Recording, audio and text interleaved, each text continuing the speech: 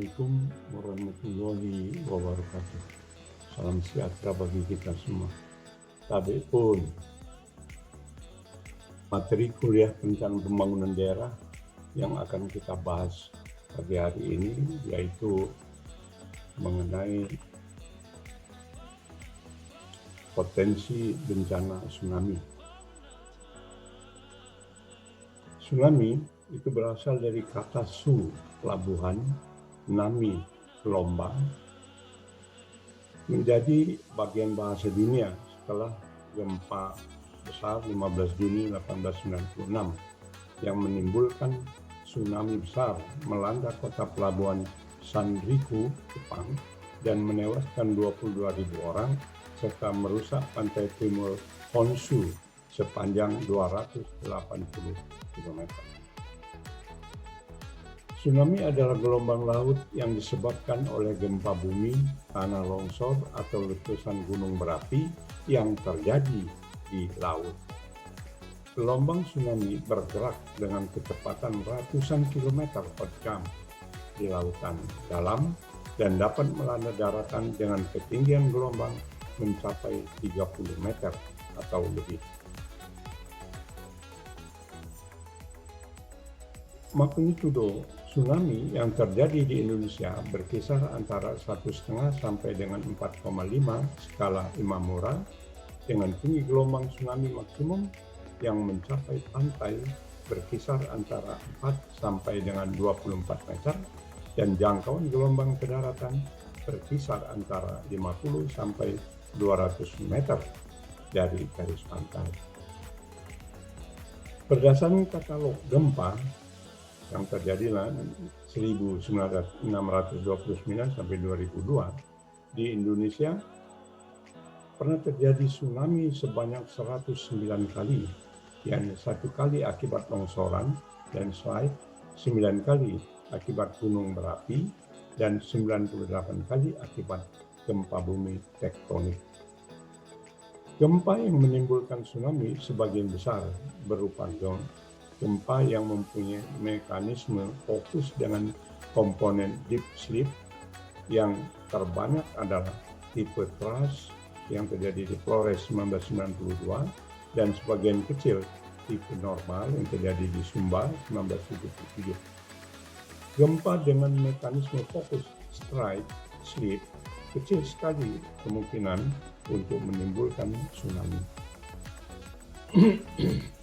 Tanda-tanda akan datangnya tsunami di daerah pinggir pantai adalah: yang pertama, air laut yang surut secara tiba-tiba. Kedua, bau asin yang sangat menyengat. Tiga, dari kejauhan tampak gelombang putih serta suara gemuruh yang sangat keras. Empat, tsunami ini akan terjadi apabila gempa besar dengan kekuatan gempa lebih besar dari 6,3 skala Richter, lokasi pusat gempa di laut, kedalaman pusat gempa dangkal kurang dari 40 km, dan terjadi deformasi vertikal dasar laut.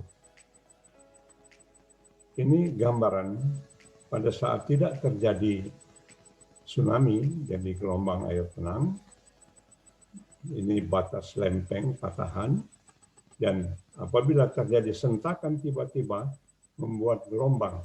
Jadi pada patahan ini terjadi sentakan, maka akan terjadi gelombang. Dan gelombang itu akan mencar, menyebar baik ke arah kanan, ke arah kiri. Dan gelombang yang ke arah kiri, yang ke arah laut lepas, maka gelombangnya tidak akan terbesar. Tetapi yang mengarah ke pantai, itu akan terjadi gelombang yang berputar yang semakin mendekat ke arah pantai semakin besar. Gelombang inilah dengan kekuatan tinggi yang menghancurkan semua yang dilaluinya.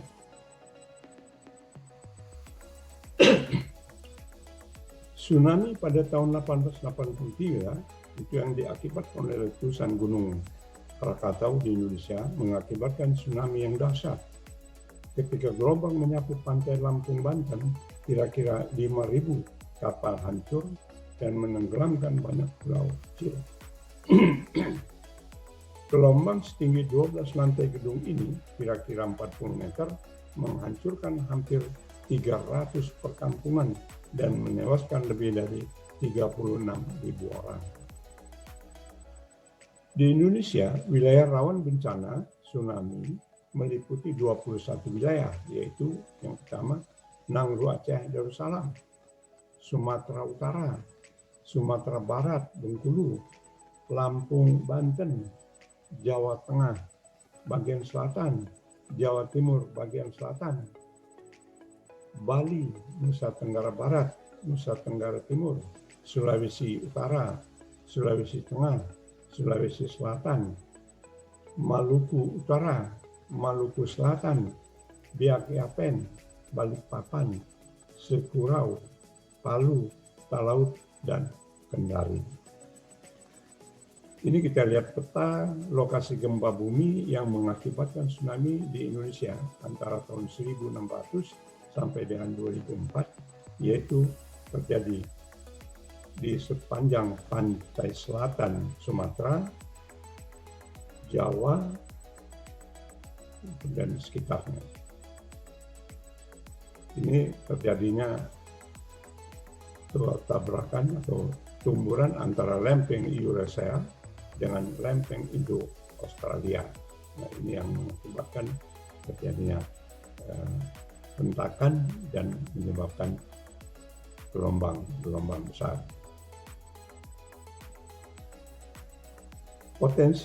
Ini peta potensi gelombang tsunami di Lampung Selatan. Ini tsunami yang mengairi, kita lihat di pantai selatan. Ini adalah mulai dari Panjang sampai dengan kemudian Kalianda, ini pantai Rajawasa sampai ke dengan wilayah Rawasragi, daerah persawahan Rawasragi. Ini saya bersama tim jadi sudah memetakan peta lokasi gelombang tsunami Lampung Selatan. Kami memetakan ini dengan asumsi apabila terjadi gempa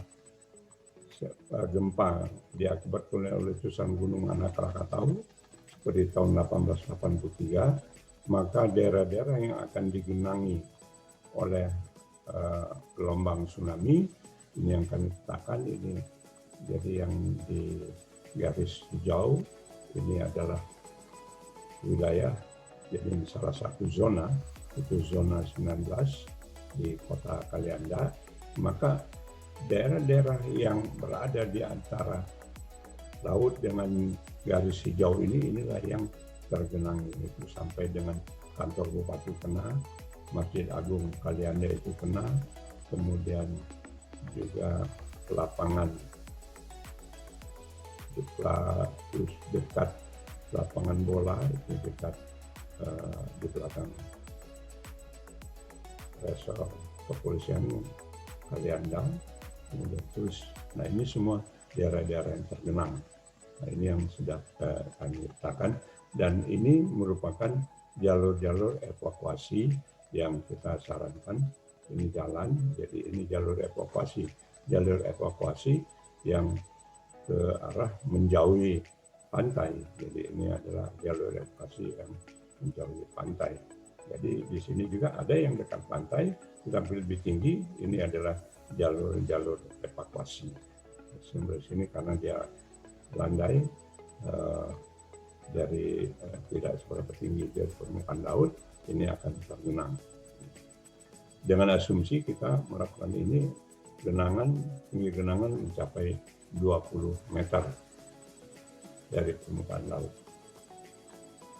Ini tadi Kalianda, tipe zona 19 kota Kalianda, elevasinya 4 meter dari permukaan laut, jadi yang tingginya 4 meter dari permukaan laut itu akan tergenang. Potensi genangan kita ukur kira-kira lebih kurang 320 hektar. Waktu dan kecepatan gelombang tsunami mencapai garis pantai, ini hasil simulasi, ini kira-kira dalam waktu 60 dengan kecepatan 60 meter per jam, 60 km per jam ini kecepatan gelombang tsunami-nya. Penggunaan jadi daerah-daerah perkantoran pemerintahan, permukiman, kawasan perdagangan, hotel, pertanian rakyat, ini yang luasnya sekitar lebih kurang 320 hektar. Sedangkan lokasi evakuasi yang kita sarankan, kawasan kantor bupati, jadi kantor bupati ke arah daratnya, kawasan Sukamadi, itu rumah dinas bupati yang lama. Ini dari hasil pemetaan yang saya lakukan dengan tim, yang seperti kita lihat pada gambar ini. Nah, ini yang kita sarankan. Ini contoh, jadi ada sekelompok rumah di mana antara rumah dengan pantai ada banyak tumbuhan dan ada bangunan yang sudah habis merata, tidak banyak tumbuhan. Jadi kalau di antara pantai dengan bangunan itu ada tumbuhan, maka energi gelombang tsunami itu akan habis diredam oleh tumbuh-tumbuhan itu.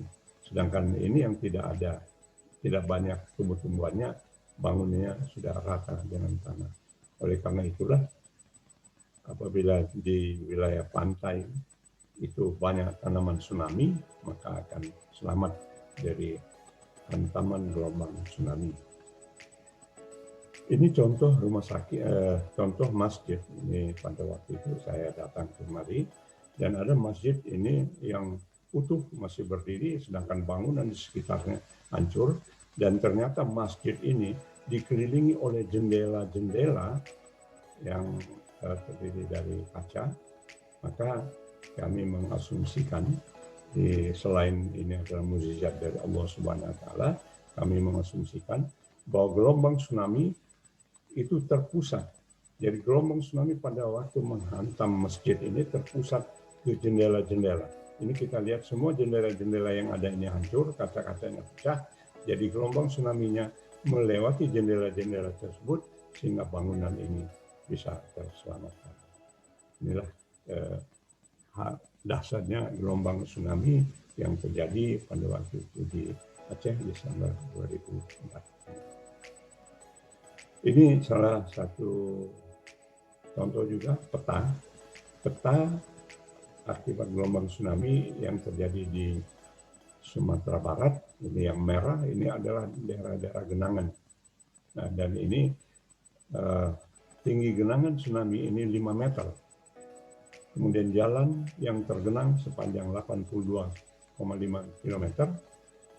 Kemudian 34 kantor pemerintahan tergenang, 2.411 rumah tergenang, 13 rumah sakit dan klinik tergenang, 60 sekolah tergenang, dan juga lahan persawahan. Dan inilah perlunya kita melakukan pemetaan sehingga ini untuk antisipasi dan mitigasi yang harus kita lakukan. Terima kasih Bapak Ibu sekalian yang sudah mendengarkan video ini, dan saya akhiri dengan billahi taufiq wal hidayah. Wassalamualaikum warahmatullahi wabarakatuh. Tabi'un. Salam Saburai.